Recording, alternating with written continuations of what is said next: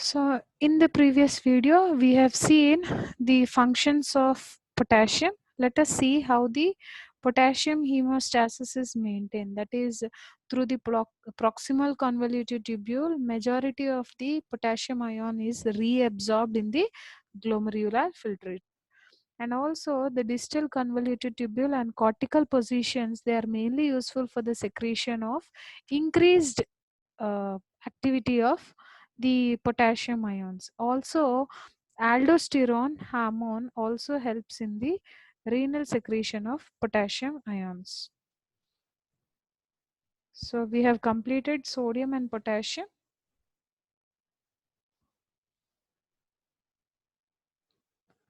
So what happens if potassium imbalance is there? So it is the most dangerous imbalance of the electrolytes. That is, potassium levels, if they are altered, it will be most dangerous. It can be increased in condition which is known as hyperkalemia and decreased in condition which is known as hypokalemia. Hyperkalemia is nothing but it is depending on the rate of imbalance. That is, there will be a quick rise or a sudden increase in the potassium ions, because of which what happens is the nerve impulse and muscle cells, they become less excitable, and also it inactivates the sodium channels. And another condition is hypokalemia. Hypokalemia is nothing but it is a condition where there will be a decreased potassium level, and this decreased potassium level can occur from sweating, chronic vomiting or diarrhea, nerve and muscle cells which get weakness or loss of muscle tone, reflexes, and also cardiac arrhythmias. So this is how the potassium is helpful for maintaining the membrane integrity. So you can see the diagram here. This is a normal kalemia cells, that is a normal cell with uh, optimum level or normal level of potassium. This is increased level of potassium, this is decreased level of potassium. Can you see this diagram here, this slide, all of you? Yes, ma'am. Okay, so here what happens is, can you see some kind of spots which are present? These spots which are present are nothing but the potassium cells. So here potassium ions, and in a normal cell they are in normal range. If in this condition which is known as hyperkalemia, you can see these spots are increased, which is nothing but the increased or elevated levels of potassium, and here it is decreased. So if increased levels of potassium is there, what happens is there will be a less diffusion of potassium ions, and hence the cells will become more excitable. Here the cells will become less excitable. The next one is chloride ion. This is also very much essential anion which is present in the extracellular fluid. If chloride ion is present only, that HCl, which is nothing but the hydrochloric acid, which is the gastric acid present in the stomach. And also it is useful for the chloride shift, that is carbon dioxide loading and unloading into the RBC cells, that is the movement of carbon dioxide using the RBC cells, and also for maintaining the pH levels in our body. So this chloride activity will show more attraction toward the potassium, calcium, sodium and calcium ions. That is the reason you get as a salt form, which is nothing but your sodium chloride, potassium chloride and calcium chloride. It also shows primary homeostasis, which has a great effect on sodium homeostasis. And what happens if these chloride levels are showing imbalances? It leads to hyperchloremia and hypochloremia.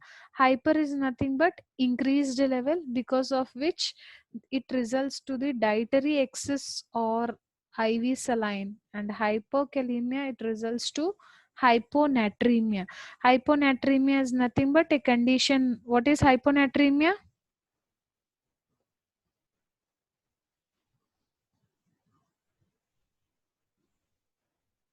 So hyponatremia is a condition where there will be a decrease in the sodium levels, and also it has effect on the pH imbalance.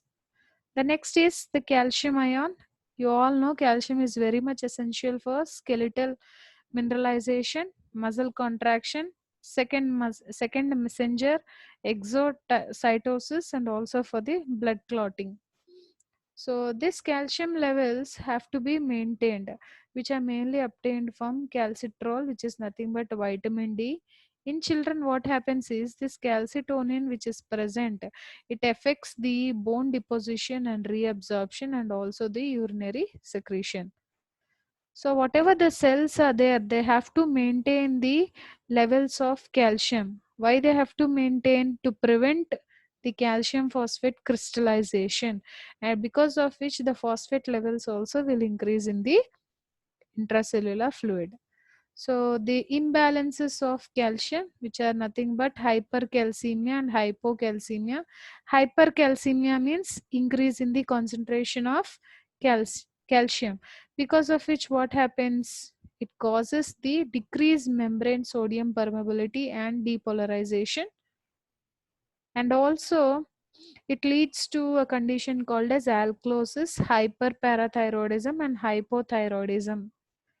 The second condition of calcium imbalance is hypocalcemia, which is nothing but the decrease in the calcium levels, because of which vitamin D level will get decreased, and this condition is mainly seen in diarrhea, pregnancy, acidosis, lactation, and also the low levels are also causing a condition called as tetanus.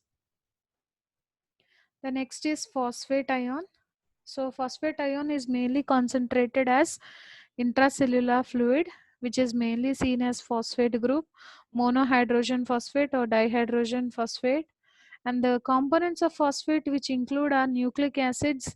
You all know ATP, GTP, which are nothing but adenosine triphosphate, guanine triphosphate, cyclic AMP, and creatinine phosphate. That is the phosphate forms, and they are mainly helpful for activating the metabolic pathways by the phosphorylating enzymes. And what happens if hemostasis of phosphates is not seen? For the first one is renal control. That means if plasma concentration, if there is a,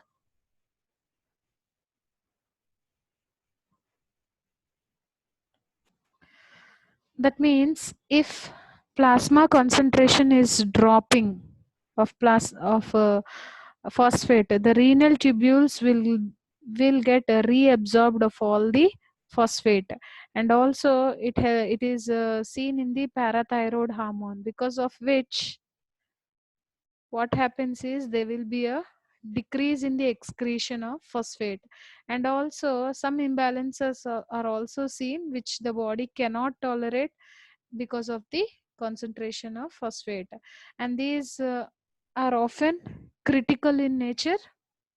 So here we have covered water imbalance and the different electrolytes and their hemostasis. If the condition is increased, what happens? If the condition is decreased, what happens? So you all understood? Thank you.